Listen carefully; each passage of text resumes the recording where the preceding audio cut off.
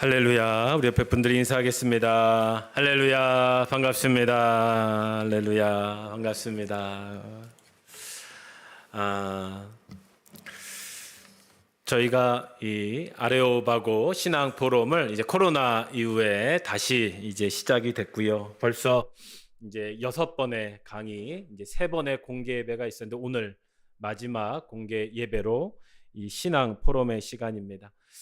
좀 신앙 포럼이다 보니까 설교식도 좋지만 또 오랜만에 또 이 강의식으로 한번 하는 것도 좀 은혜도 되고 또 우리의 믿음을 세우는 중요한 시간이 될 것 같습니다. 이제 3번째 시작할 주제는 이 회심이라는 주제를 또 이어서 3번의 이 가치란 무엇인가, 이 생명의 가치, 또 마지막으로는 이 회심의 삶에 대해서 좀 나누는 실천적인 부분이 될 것 같습니다. 지금까지 이렇게 두 분의 목사님을 통해서 좀 보이지 않게 이 시대 속에서 우리가 하나님의 말씀을 어떻게 이해하고 또 우리가 신앙생활을 해야 될지, 또 어떻게 이 진리를 우리가 간직해야 될지를 배운 것 같습니다.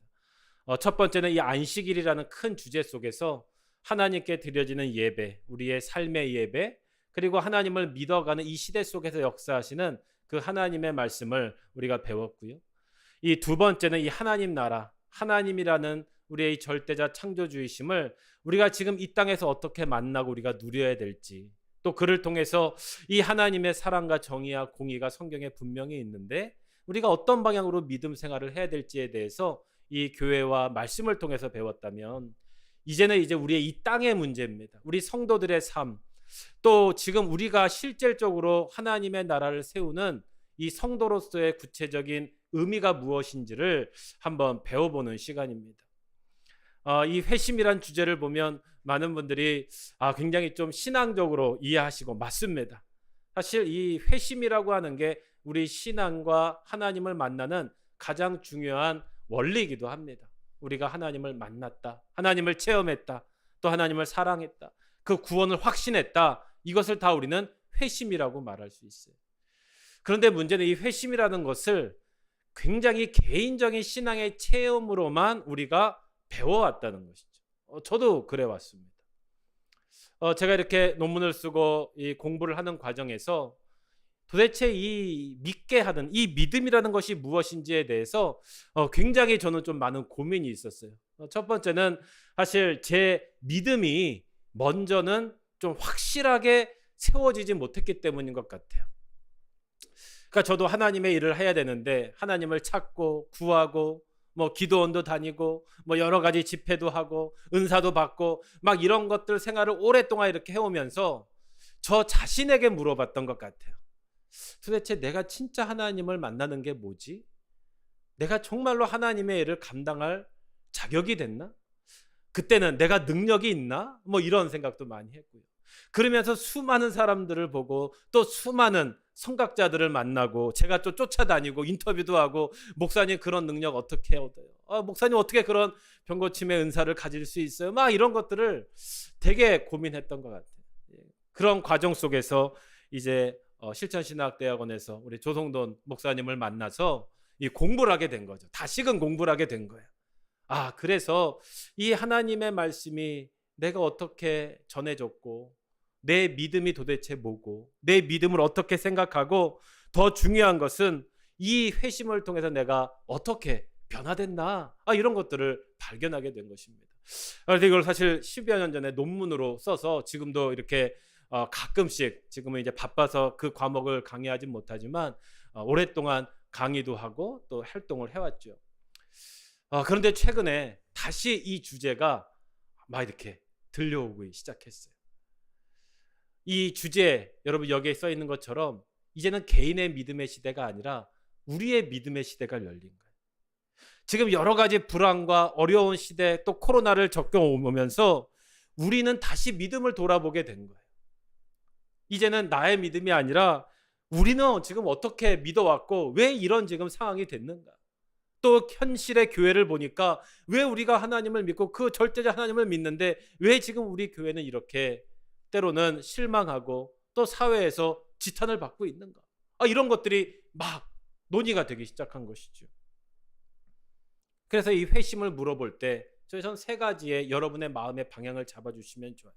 첫 번째는 나는 어떻게 믿게 되었나. 사실 저희가 신앙의 이제 3, 4대가 지나면서 우리 자녀들은 믿음에 대해서 심각성이 별로 없어져.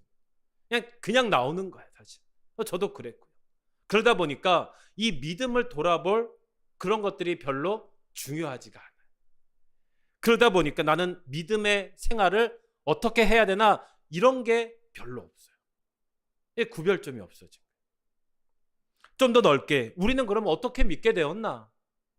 그렇다면 우리는 어떻게 변화되어 왔나? 우리 한국의 교회가 이 부흥기를 겪고 지금 쇠퇴기를 겪고 있는데 우리는 도대체 이 믿음에 대해서 어떻게 이해할 수 있는가? 마지막은 미래에 대한 질문. 앞으로 우리 세대는 어떻게 믿게 될 것인가? 하나님을 어떻게 만날 수 있을까? 우리는 어떻게 변화될 것인가? 지금 이 시대 속에서 하나님을 믿게 하는 또 이 회심의 역사는 여전히 일어날 수 있을까? 좀 어려운 말이지만 그래서 이 회심이라고 하는 것은 하나님이 우리를 설득하시는 거예요. 끊임없이 역사 속에서 설득하시는 거예요. 우리는 알지 못하지만 사실 우리의 회심은 내게 아닙니다. 끊임없이 하나님이 성경 속에서부터 계속 반복되고 말씀하고 또 심판하고 보여주시고 움직이시는 거예요. 그래서 저는 이 회심을 개인적인 회심에서 좀 더 넓혀서 우리는 회심하면서 살아간다라는 것을 인정하셔야 돼요. 여러분 이거는 다 마찬가지예요. 여러분 변하지 않고선 살지 못해요. 왜? 우리는 계속 성장하고 변하기 때문에. 오늘 아침에도 제 머리카락은 변화했어요. 여러분 내 마음은 하루에도 수천 번씩 변해요. 우리가 TV를 보고 유튜브를 보면서 이 시대에 대해서 끊임없이 세상은 변하고 있습니다. 이 시대는 우리에게 끊임없이 변화하라고 말을 하고 있는 거예요. 뭐 세계화, 정보화, 4차 혁명 이따 잠시 소개해드리겠지만 여러분 옛날에는 변화하지 않으면 죽는다고 그랬어요. 이제는 생존의 시대예요. 생존의 시대. 변화하지 못하면 죽어요. 변화하지 못하면 도태돼 버려요. 나라도 민족도 내 개인도 그냥 죽어버리는 거예요. 그래서 제가 트랜스 컨버션이라고 표현을 썼어요. 옛날에는 변화를 붙잡았어요. 근데 최근에는 또 다른 게 등장하는데 뭐냐? 생명의 문제까지 지금 다가오고 있어요. 변하지 않으면 죽어요. 지금 이런 땅이 돼버렸어요. 이제 반대가 된 거예요. 컨버전. 내가 변하지 않으면 이제는 생명의 문제까지도 이 시대가 이거를 이야기하고 있는 거예요. 죽어는다는 거예요. 이런 그림 위에서 좀 이 회심을 이 생존과 변화의 시대에 우리가 좀 어떻게 좀 사회적으로도 논의가 되고 있는지 잠깐만 보도록 하겠습니다. 여러분 다보스 포럼이라고 굉장히 유명한 포럼이 있어요. 2009년에 이제 포럼회가 어떤 전환기였는데 그 이유가 뭐냐면 2008년도에 세계 미국발 대개 공황이 있었어요. 그러니까 완전히 미국 경제가 무너지면서 우리나라도 되게 어려웠었죠. 그 다음에 이 다보스 포럼이라고 하는 게 열렸는데 뭐 수많은 석학자들이 있었는데 그때 이 짐 윌리스라고 하는 목사예요. 신학자가 초청이 됩니다. 그가 왜 초청이 됐냐면 많은 사람들이 이 세계 대공황을 겪으면서 이제 굉장히 위기의식을 느낀 거야. 이제 피부로 느낀 거예요. 이 환경의 문제, 전쟁의 문제, 경제의 문제, 자본주의의 문제. 이런 게 심각한 게 아니구나. 심각하구나. 그래서 막 세계 석학들이 모여서 막 미래를 고민하는 엄청난 그런 회의가 열린 거예요. 지금도 열리고 있죠. 그때 많은 사람들이 다 이렇게 물어봤어요. 지금 이 위기가 언제 끝나겠습니까? 이거를 경제적으로 분석해 주십시오. 이거를 좀 철학자가 분석해 주십시오. 그때 이 짐 윌리스라는 목사가 한 가지의 화두를 딱 던져버립니다. 지금은 그 위기에 대해서 언제 끝날지를 물어보는 것은 아무 의미가 없습니다. 이 위기가 우리를 어떻게 변화시킬 것인가를 물어봐야 됩니다. 여러분 이게 그냥 한 줄로 썼지만 그 문서를 보면 기자들이 충격을 받습니다. 이거를 취재하기 시작해요. 도대체 이 위기가 어디서부터 왔고 근원이 뭐고 왜 이게 이루어졌고 앞으로 이 세계는 어떻게 변화될 것인가. 그때 중요한 단어 하나가 등장하는데 가치라는 게 등장을 해요. 도덕적 위기다. 돈의 문제가 아니라 경제 위기, 뭐 어때 증권회사가 망하고 뭐 은행이 막 대출을 많이 해주고 이게 문제가 아니라 그 속에 있었던 사람들이 탐욕이 문제였다는 걸 발견해요. 자본주의 탐욕이, 도덕이구나, 윤리구나. 결국은 가치 때문에 이 세상이 이렇게 무너졌던 것이고 많은 사람들이 지금도 전쟁과 가난과 불평등에서 헤매고 있구나. 이거를 신학자가 제시한 거예요.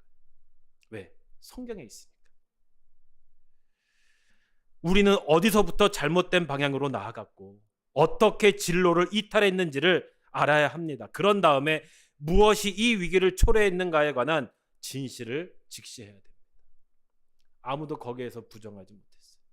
거기에 있는 수많은 경제 지도자들이 마음속에 탐욕을 지적받았거든요. 그냥 값없이 대출해주고 허황된 광고를 내보내고 사람들이 무너질 줄 알면서도 끊임없이 잘 살 수 있다, 잘 살 수 있다를 외쳐준 거예요. 탐욕에 무너뜨린 겁니다.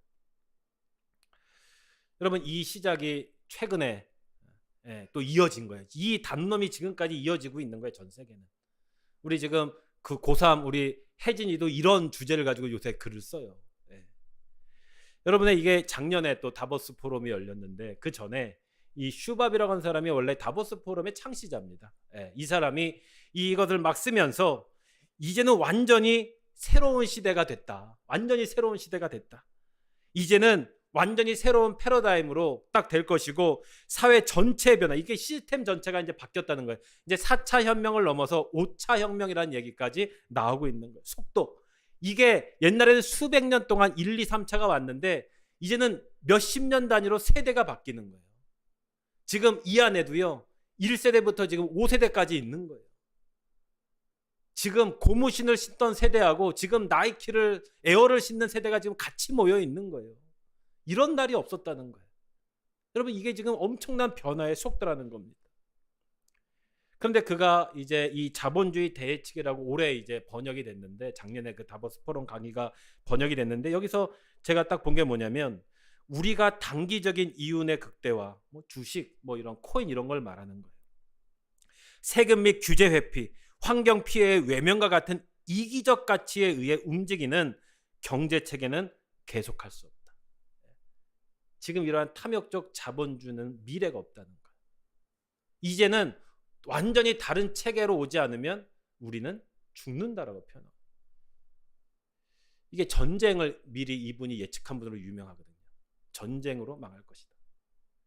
여러분, 지금 이것이 일어나고 있는 변화의 시대라는 거예요. 제가 이제 이건 조 교수님 그 PPT에 제가 이제 몇 개 빌려서, 조 교수님이 지금 미래학자입니다. 우리나라에서 제일 잘 나가시는 미래학자인데 제가 그분한테 배웠다는 거 아닙니까? 제가 이제 이어가야죠. 이게 우리 청년들이 지금 보는 세계관이에요. 이 마블스 세계관. 지금 우리 아이들이 교회 안 나오죠. 하나님 안 믿죠. 삼손? 아유, 말도 안 돼. 그런데 이 세계관이 마블소에 다 있어요. 우리 아이들은 교회만 안 나오지 성경을 믿고 있는 거예요. 초월의 세계. 다 믿어요. 우주적인 세계. 우리 아이들은 마블스 영화를 보면서 우주를 정복할 꿈을 꿔요. 실제가 될 거는. 근데 여기서 굉장히 다른 게 있어요. 우리 아이들은 멸망의 세계관을 갖고 있다는 거예요. 마블스는 그거를 자극해요. 세계는 멸망할 수밖에 없다. 끝이다. 이 멸망이 맞아요. 위기를 주는데 우리 아이들은 이걸 보면서 즐겨요. 멸망한대. 즐겨요. 멸망해도 돼. 이게 가치관으로 들어오는 거예요. 여러분, 이거 굉장히 광고 효과거든요.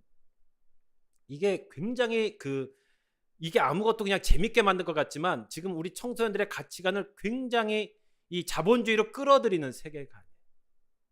멸망하면 뭐예요? 이 삶은 즐기면 돼.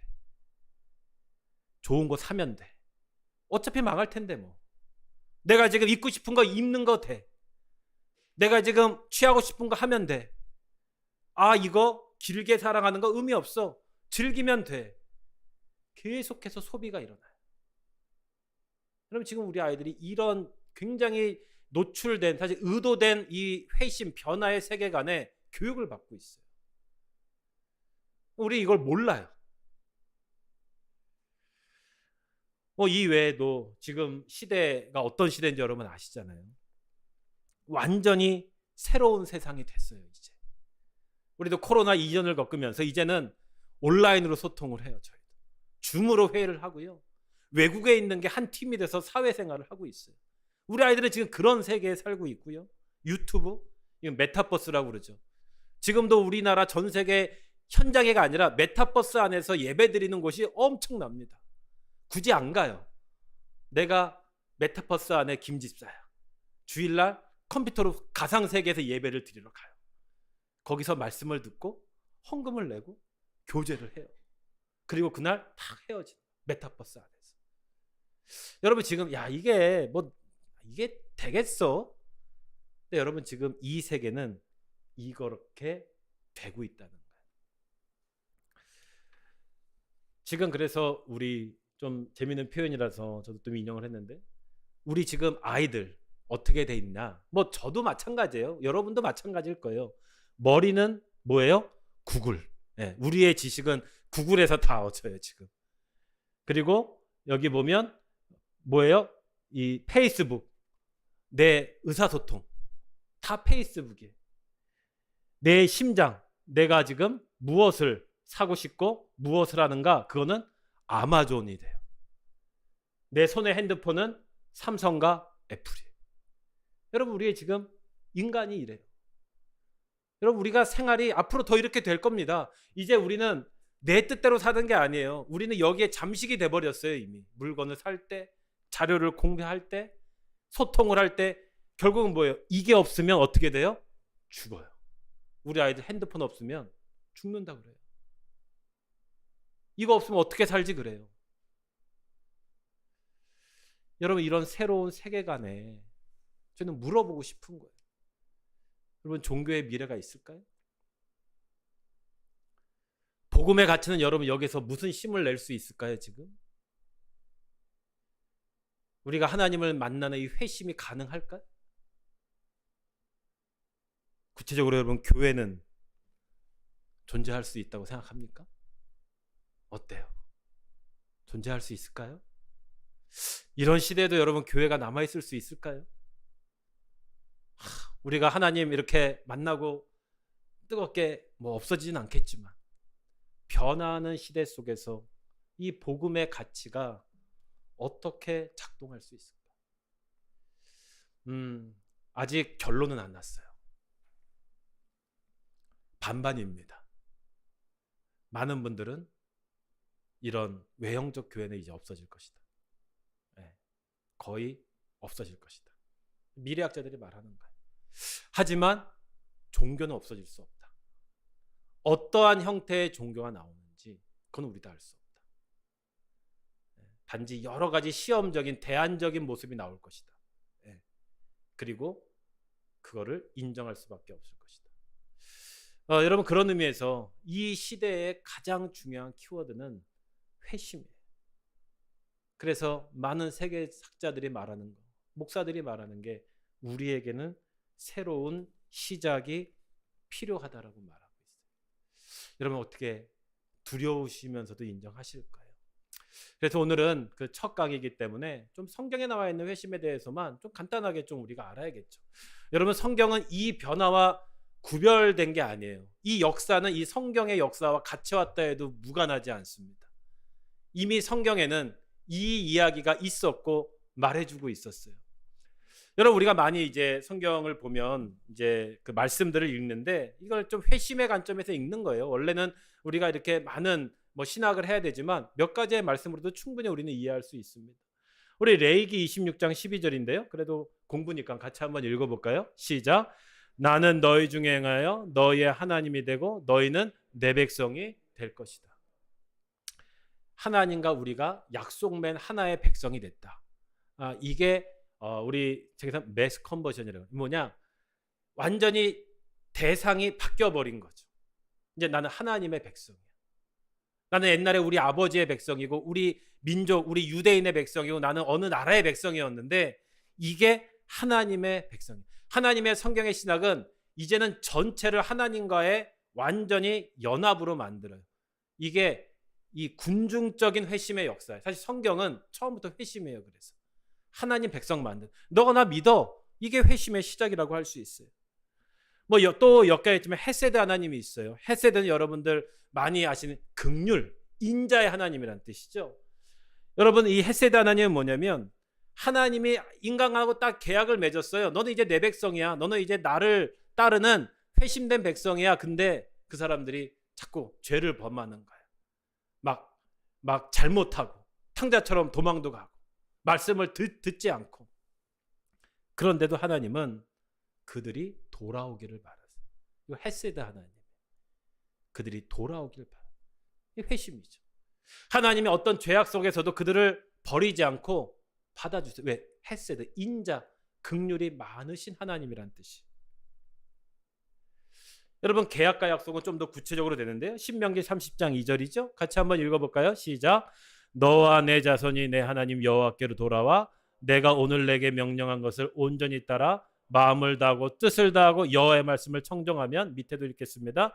내 하나님 여호와께서 마음을 돌이키시고 너를 긍휼히 여기사 포로에서 돌아오게 하시되 내 하나님 여호와께서 흩으신 그 모든 백성 중에서 너를 모으시겠다. 여기서 나오는 게 돌아와라. 흩어진 걸 부른다. 돌아온다. 슈브라는 구약의 히브리어거든요. 이 회심의 원어예요. 돌아오는 거예요. 네가 어디를 갔던 돌아와야 돼. 내 말씀을 잘하면 넌 뜻과 뜻을 다해서 내 말씀을 잘 들으면 너는 하나님께 주시는 회복의 은혜를 받을 거야. 여러분, 이게 바로 하나님의 계약과 약속의 회심. 이것도 여러분들 회심의 아주 중요한 원리이고 근원이 될 수 있습니다. 또 하나, 이 회심의 의미는 회복과 사명이라는 게 있는데요. 출애굽기 19장 5절에 보면 읽어보겠습니다. 시작. 세계가 다 내게 속하였나니 너희가 내 말을 잘 듣고 내 언약을 잘 지키면 너희는 모든 민족 중에서 내 소유가 되겠다. 내 백성이 되면 내 백성의 사명이 주어진다는 거예요. 이것도 회심입니다. 출애굽기 19장 6절도 읽겠습니다. 시작. 너희가 내게 대하여 제사장 나라가 되며 거룩한 백성이 되리라. 너는 이 말을 이스라엘 자손에게 전할지니라. 제사장 나라, 섬기는 나라, 거룩한 백성, 하나님께 예배하는 백성, 회심, 하나님께 돌아온 백성은 바로 이 회복과 사명이 된다는 거죠. 여기서 한 가지 제가 빼먹었는데 기억할, 우리 저번에 특강 때도 나왔기 때문에 성막이란 게 여기서 등장을 해요. 그러면 하나님을 어디서 만나요? 성막에서 만나는 거예요. 성막. 성막은 어디 있습니까? 그 이스라엘 백성들이 출애굽할 때 하나님이 임재하는 장소예요. 하나님을 만나는 곳이야. 근데 하나님은 보이지 않아요. 근데 하나님이 성막을 지라고 그래요. 그를 바라보면서 하나님을 만나는 거예요. 임재의 자리. 그 성막은 움직여요. 우리도 그 역사에 따라서 움직이는 거예요. 그래서 움직이는 막 하나님을 만나는 거예요. 그 속에서 끊임없이 하나님을 우리가 만나는 거예요. 예언서에도 나오는데요. 이사야서 6장 8절 같이 한번 읽겠습니다. 시작. 내가 또 주의 목소리를 들으니 주께서 이르시되 내가 누구를 보내며 누가 우리를 위하여 갈까 하시니 그때 내가 이르되 내가 여기 있나이다. 나를 보내소서. 이제 이 하나님을 체험한 그 예언자들이 나옵니다. 예언자들이 말하는 게 뭐예요? 돌아와라. 좀 변해라. 회심해라. 여러분, 그래서 이스라엘은 변화된 백성이에요. 다른 말로 하면 끊임없이 회심을 요청받고 변화된 삶을 살아야 살 수 있는 백성이에요. 지금도 마찬가지고.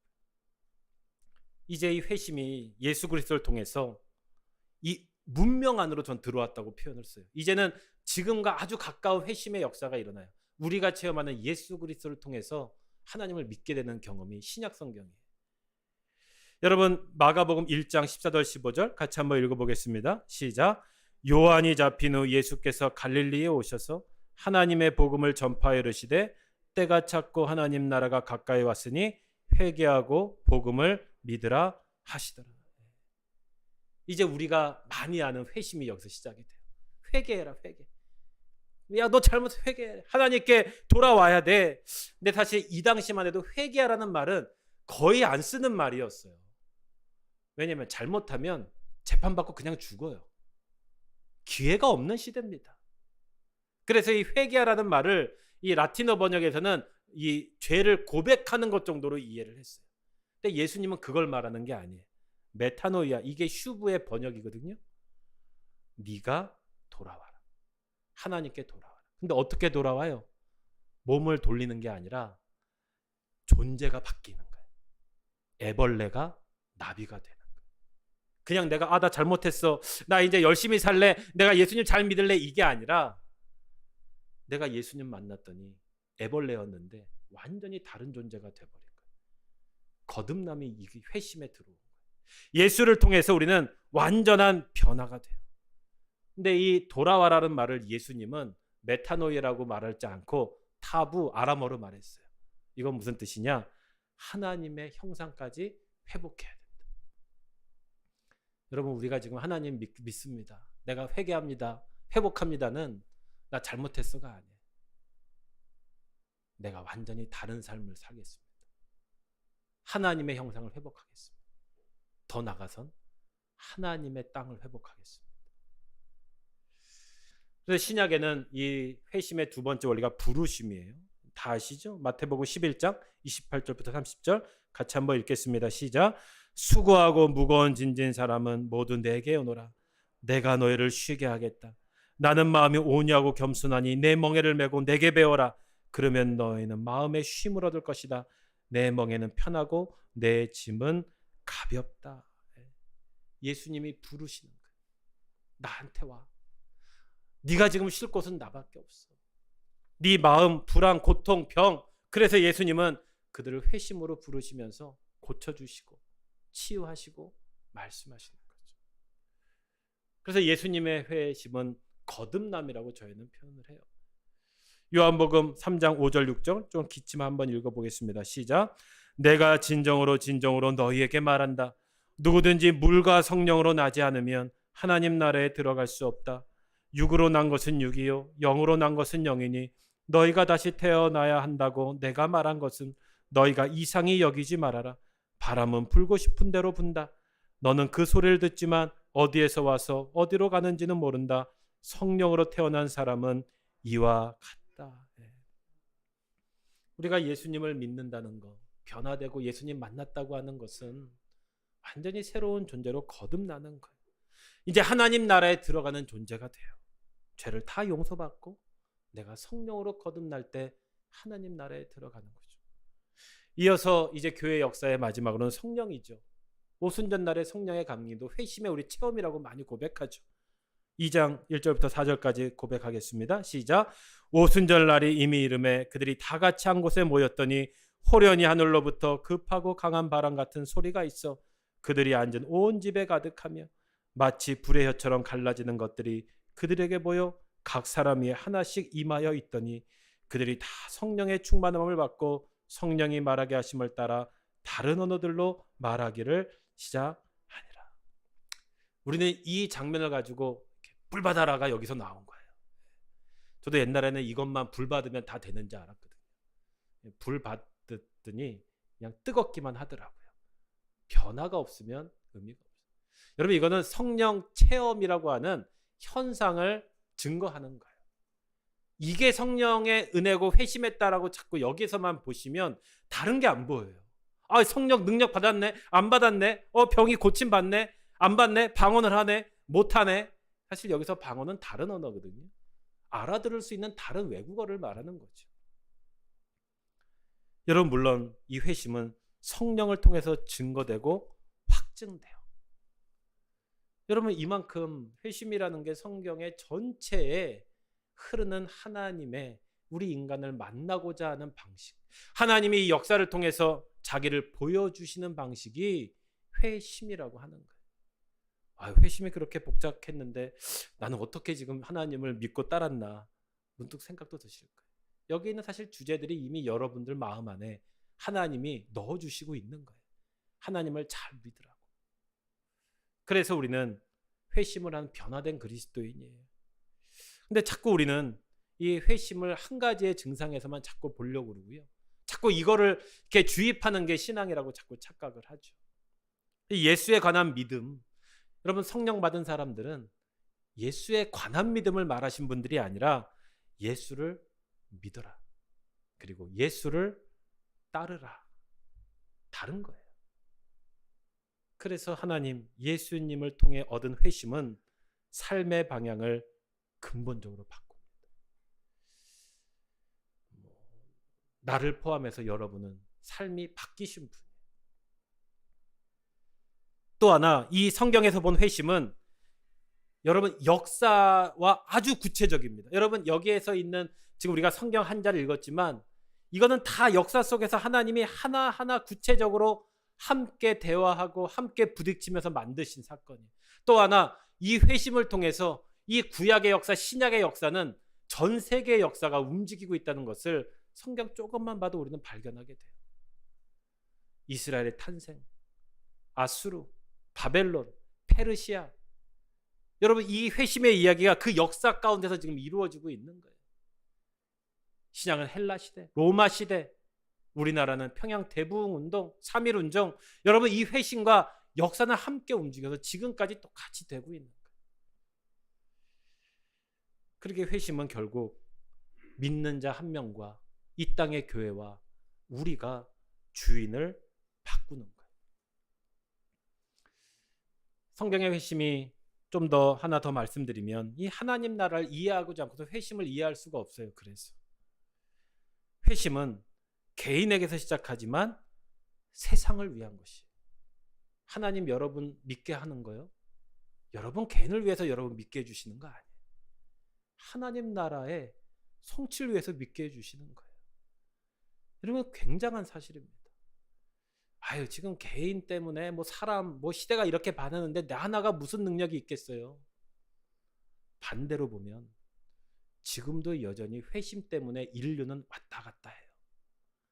여러분 푸틴이라는 한 명 때문에 전쟁이 일어나는 거예요. 회심되지 않는 한 명, 잘못된 회심대 한 명 때문에 역사의 전쟁은 지금까지 이루어졌어요. 하나님은 준비된 한 사람을 통해서 역사를 움직이는 거예요. 저는 그게 제가 되기를 소망합니다. 여러분 한 명이 되시기를 주님의 이름으로 축원합니다. 여러분 왜 그걸 포기합니까?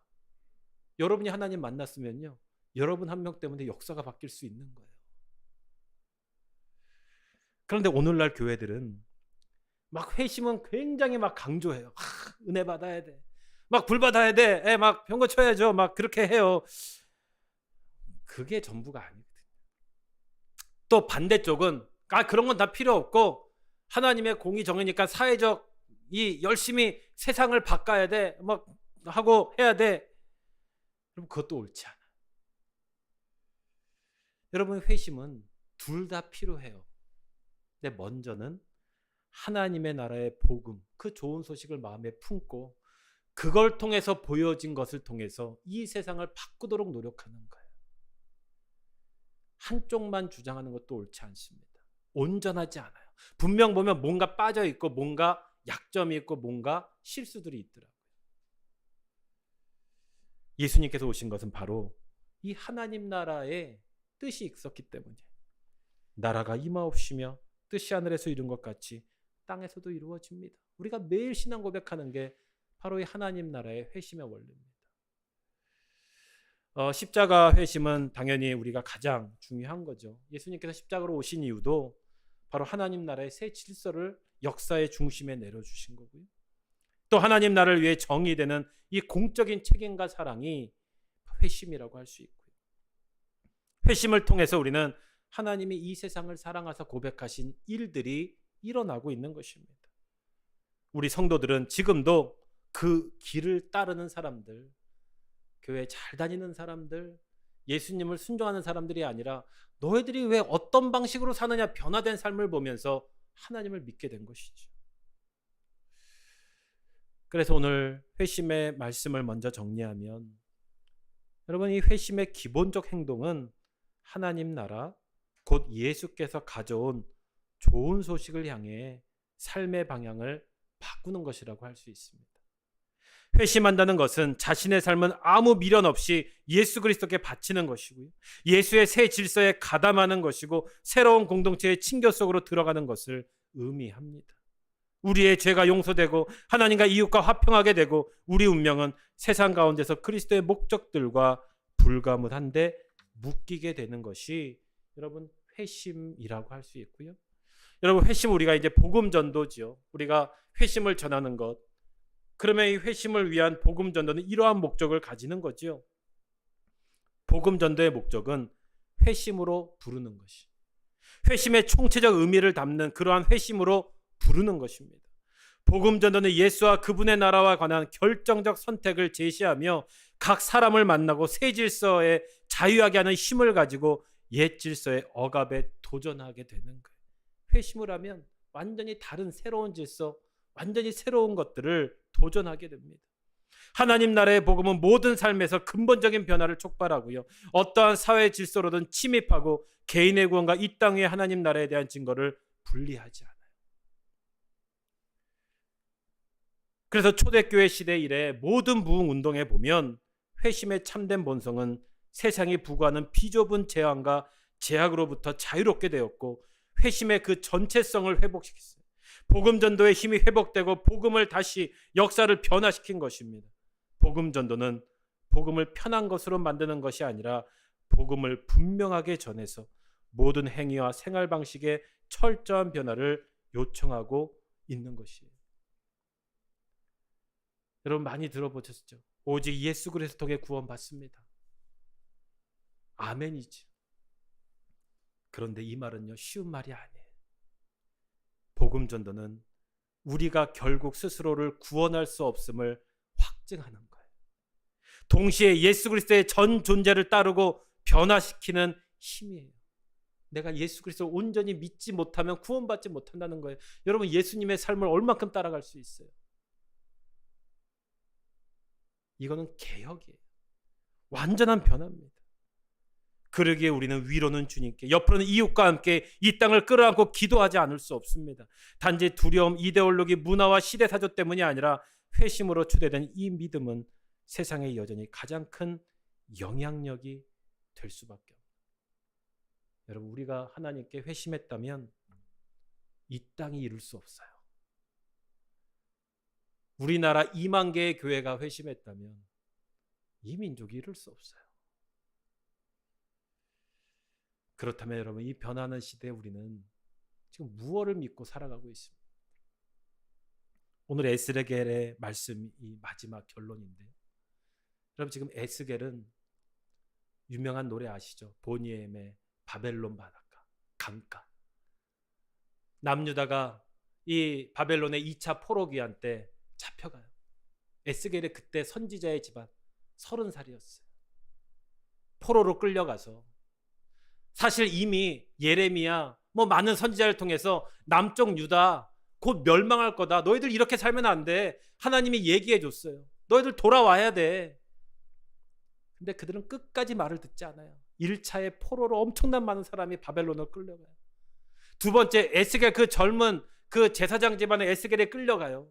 그때 바벨론 깔까에서 눌면서 하나님께 기도하는 거예요. 무슨 생각이었을까요? 야, 이 나라에 소망이 있을까? 그렇게 생각했을 거예요. 이 땅에 더 이상 소망이 있을까? 그래서 막 심판을 막 저주해요. 예루살렘, 이스라엘 막 엄청나게 막 저주합니다. 너희들 그러다가 죽어. 끝나. 민족이 멸망해. 전염병과 기근으로 칼로 흩어짐으로 너희들 3분의 1씩 다 멸망할 거야.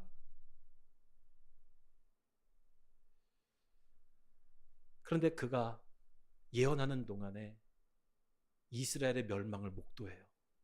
예루살렘이 무너지는 거예요. 3차 포로기한 때 완전히 예루살렘이 멸망해요.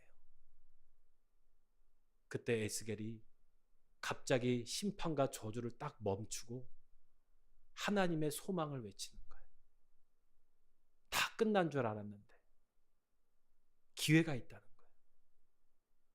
기회가 있다는 거예요. 처음에는 하나님의 성전, 타락한 성전을 막 보여줘요. 제사장들이 종교 지도자들이 예루살렘에 더 이상 하나님이 없대요. 그걸 막 하나님이 보여줘요. 이제 교회가 끝났다는 거예요. 그의 마지막 장면은 뭐냐? 교회에서 성령의 생수가 흘러나가서 다시 온 땅을 막 소송시키는 거예요. 그걸 하나님이 보여줘요. 여러분, 예수님께서 사마리아 여인에게 물을 좀 달라. 내가 영원히 목마르지 않는 물을 주신대. 여러분, 바로 이 예루살렘의 성전을 의미하신 거예요. 지금 예수 그리스도를 믿는 우리는 그 성전입니다. 우리는 그 예수 그리스도의 그 마르지 않는 물을 먹고 있는 거예요. 완전히 새로운 존재로 살아야 너희들이 살 수 있다는 거예요. 이 땅이 살 수 있다는 거예요. 그 에스겔이 우리에게 말하는 거예요. 너희에게 새로운 마음을 주고 너희 속에 새로운 영을 넣어주며 너희 몸에서 돌같이 굳은 마음을 없애고 살갗처럼 부드러운 마음을 주며 너희 속에 내 영을 두고 너희가 나의 율례대로 행동하게 하겠다. 그러면 너희가 내 모든 규례를 지키고 실천할 것이다. 여러분, 오늘 짧은 시간에 이 회심에 대해서 소개를 해드렸습니다. 물론 공부라고 하는 것이 어렵고 힘드는데요. 여러분, 우리나라가 발전하게 된 이유가 뭔지 아십니까? 교육이에요, 교육. 공부열 때문에 우리나라가 여기까지 발전한 거예요. 교회도 하나님의 말씀을 배우고자 하는 것 때문에 여기까지 살아온 거예요. 근데 그게 지금 무너진 거예요. 공부는 싫대. 진짜 공부 잘하는 애들은 공부가 재밌어서 해요. 거기까지 못 간 거예요. 지금 교회가 사실 이거 굉장히 어려운 공부잖아요. 근데 여기 어렵습니까? 어렵지 않죠. 성경을 보는 거예요. 성경에 이런 이야기가 있는 거예요. 아, 이걸 통해서 내가 하나님을 만나는 거구나. 나는 지금 회심한 존재구나. 어떻게 회심하는 게 성경에 나와 있는 거예요. 이제 정말로 이 시대가 로그아웃 시대라고 말하지만 다시 성경을 켜고 이제 하나님 나라의 가치를 회복하는 저와 우리 성도분들, 우리 가족 되시기를 주님의 이름으로 축원합니다. 기도하겠습니다. 하나님, 정말 돌아올 때입니다. 하나님의 말씀이, 하나님의 약속이, 예수 그리스도의 십자가가, 그의 부르심이, 그의 영이 우리가 온전히 믿고 돌아올 때입니다. 이 땅이 회심할 때입니다. 역사에 회심으로 함께 하신 하나님께서 지금 이 작은 자리에 우리 한 영혼 한 영혼을 준비시켜 주시고 회심시켜 주시니 감사합니다. 그 믿음으로 이 길을 걸어가는 우리 온 성도들, 우리 교회와 우리의 공동체 이 땅 되게 하여 주시옵소서. 예수 그리스도의 이름으로 기도하옵나이다. 아멘.